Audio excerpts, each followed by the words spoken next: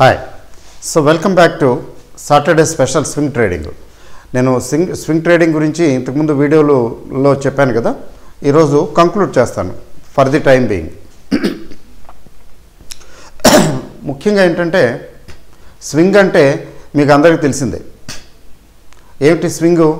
ఎక్కడ ఒక పైకి వెళ్ళటం కానీ కిందకి రావటం కానీ ఏదైనా స్వింగే. చూడండి, రెండు రకాలుగా స్వింగ్ని ఐడెంటిఫై చేయండి. ఫర్ ఎగ్జాంపుల్ చూడండి, మార్కెట్ రేంజ్ బౌండ్ అనుకోండి, పెద్ద యాక్టివ్గా లేదు అంటే ఎట్లా ఉంటుందంటే, ఒక డిమాండ్ జోను సప్లై జోను తీసుకోండి. ఇది సప్లై జోను, ఇది డిమాండ్ జోను, తెలుసు కదా.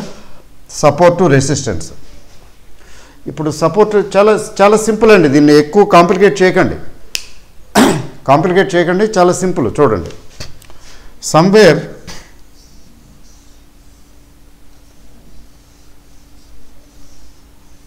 ఇట్లా ఉంది ఫర్ ఎగ్జాంపుల్.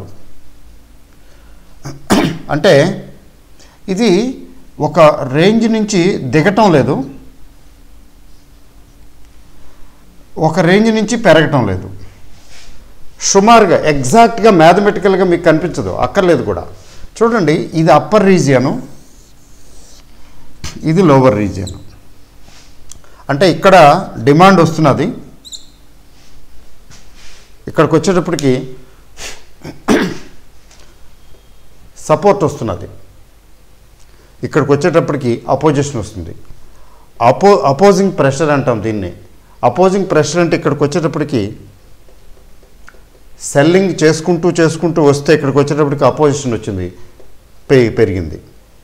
మళ్ళీ ఇక్కడికి వచ్చేటప్పటికి ఇక్కడ అపోజిషన్ వచ్చింది, మేజర్ అపోజిషను, మళ్ళీ తగ్గింది, పెరగటం తగ్గటం, ఇట్లా ఒక రేంజ్లో వెళ్తుంది.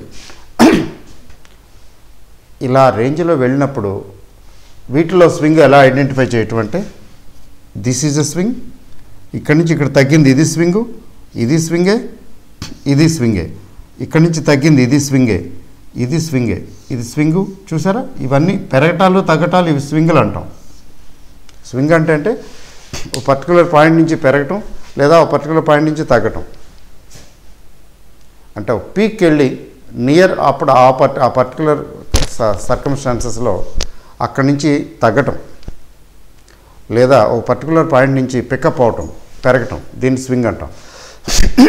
రేంజ్ బౌండ్ మార్కెట్లో, ఓవరాల్గా రేంజ్ బౌండ్ మార్కెట్లో ఈ స్వింగ్ ట్రేడింగ్కి పెద్దగా షేర్లు దొరకవు, చాలా ఓపిక ఎత్తుకోవాలి. అందుకని మీకు చెప్పాను, గుర్తుందో లేదు, మీకు హై బీటా స్టాక్స్ తీసుకోండి అని. హై బీటా స్టాక్స్ తీసుకుంటే ఏమవుతుంది, సర్వకాల సర్వావస్థలందు మార్కెట్ పెరుగుతుంటే ఇది మార్కెట్ కంటే ఎక్కువగా పెరుగుతుంది. జనరల్గా మార్కెట్ తగ్గుతుంటే దానికంటే ఎక్కువగా తగ్గుతుంది కదా. సో హై బీటా స్టాక్స్ మాత్రమే ఇస్తాయి ఆపర్చునిటీ. మీకు బూమ్ పీరియడ్ అనుకోండి, లేదా బేర్ మార్కెట్ అనుకోండి, బేర్ ఫేజ్ అనుకోండి, దాన్ని ట్రెండ్ అంటాం. బేర్ ట్రెండు లేదా బుల్ ట్రెండు. ట్రెండింగ్ మార్కెట్లో ఏమవుతుందంటే మీకు హై బీటా స్టాక్స్ కాదు, ఏ స్టాక్స్, చాలా స్టాక్స్ హై బీటా స్టాక్స్లో అయిపోతాయి, అలా వెళ్ళిపోతాయి. చూడండి, మీకు చెప్తాను, చూపిస్తాను. జస్ట్ చూడండి, ఇలాంటివి మీరు ఈజీ అనమాట, చాలా ఈజీగా అర్థం చేసుకోవచ్చు.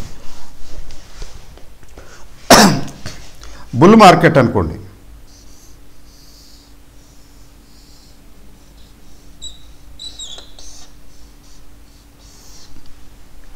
ఏమవుతున్నది, ఇది ఒక స్వింగు కొద్దిగా తగ్గింది, ఇక్కడి నుంచి ఒక స్వింగు పెరిగింది, మళ్ళీ ఇక్కడ ఒక స్వింగు తగ్గింది, మళ్ళీ స్వింగ్ పెరిగింది, మళ్ళీ స్వింగు. అంటే ఓవరాల్గా పైకే వెళ్తుంది మార్కెట్, మధ్యలో స్వింగ్స్ వస్తాయి. ఇక్కడ మొదలైంది, ఇక్కడ ఎండ్ అయింది అనుకుందాం, కానీ ఇక్కడి నుంచి ఇక్కడికి పెరిగింది కదా మార్కెట్, స్ట్రైట్ లైన్లో పెరిగిందా? చూడండి, మార్కెట్ ఎప్పుడు స్ట్రైట్ లైన్లో పెరగదు, తగ్గుతూ వెళ్తుంది. Take advantage of that bumps. ఈ బంప్స్ చూసుకోండి, పెరిగినప్పుడు దీంతో పాటు వెళ్తే, తగ్గినప్పుడు దీంతో పాటు దిగితే, this a great art, great thing, skill అది. ఇవన్నీ కూడా ఏంటంటే థియరిటికల్గా చెప్పడం కంటే కూడా ప్రాక్టికల్గా చేస్తూ ఎక్కువ నేర్చుకుంటాం. పాఠాల ద్వారా నేర్చుకునేది తక్కువ, ప్రాక్టికల్గా ట్రేడింగ్ చేస్తూ నేర్చుకునేది ఎక్కువ. It's a learning process, it's a continuous process. ఊరికే ఒక లెసన్ వినగానే అర్థం అయిపోయింది ఇంకా ఇట్ ఈజ్ ఓకే అని ఎప్పుడు అనుకోకండి.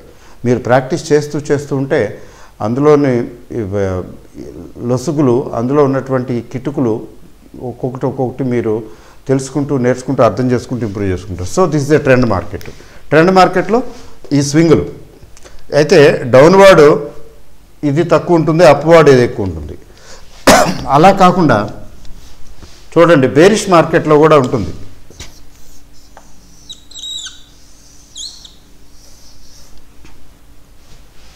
బేరిష్ మార్కెట్లో ఇదొక స్వింగ్ అయితే ఇదొక స్వింగు, ఇది కాదనుకోండి పర్వాలేదు, ఇదొక స్వింగు. అంటే ఫాలింగ్ మార్కెట్లో కూడా స్వింగు ట్రేడింగు.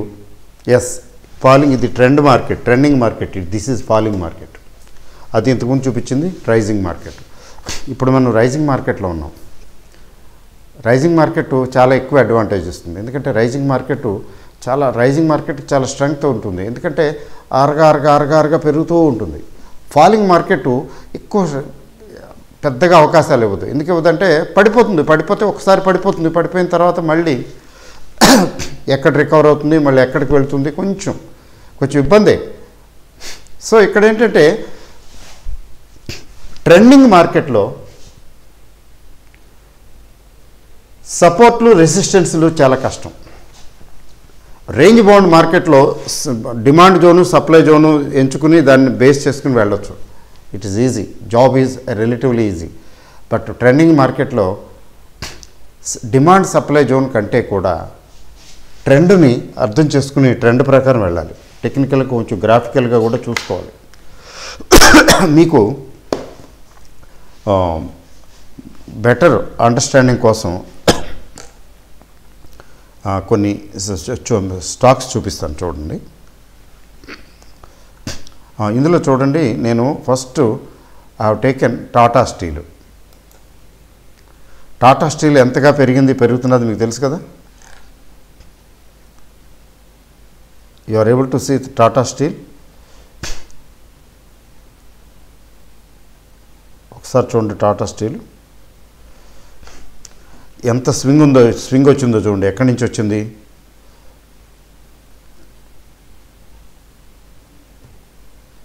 ఇక్కడ మొదలైంది. ఆల్మోస్ట్ చెప్పాలంటే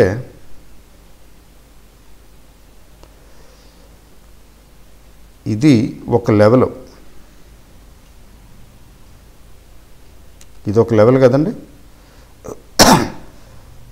ఆ లెవెల్ నుంచి ఎప్పుడైతే బ్రేక్అవుట్ అయిందో అంటే దగ్గర 440 ఆ రేంజ్. ఇక్కడి నుంచి చూడండి, ఇక్కడి నుంచి 440 తర్వాత ఇదంతా స్వింగే. తర్వాత చిన్న డౌన్వర్డ్ స్వింగు, తర్వాత మళ్ళీ స్వింగు. ఎంత ఆపర్చునిటీ ఇచ్చిందో చూడండి ఇక్కడ. ఇలా రైజింగ్ మార్కెట్లో చాలా టేక్ ఎనీ షేర్ కొన్ని అయితే ఉండి ఆరుగా పెరుగుతున్నాయి. ఈ మధ్యన వేదాంత చూడండి, లేకపోతే హిందుస్థాన్ జింక్ చూడండి లేటెస్ట్.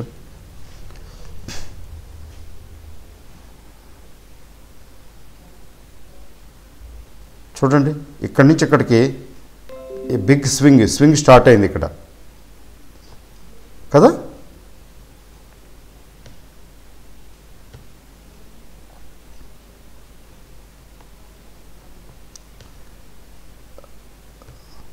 తర్వాత నిటారుగా ఇక్కడ ఇదొక స్వింగు, మళ్ళీ ఇక్కడ మొదలైంది, ఇదో పెద్ద స్వింగు. తర్వాత ఇక్కడ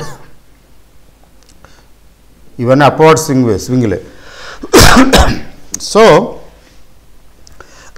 there is plenty of opportunity.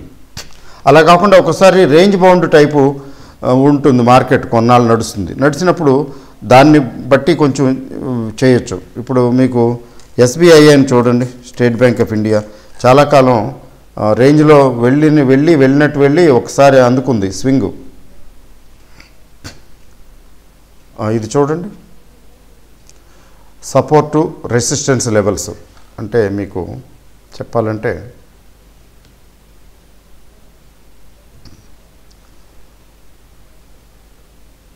ఇది చూడండి,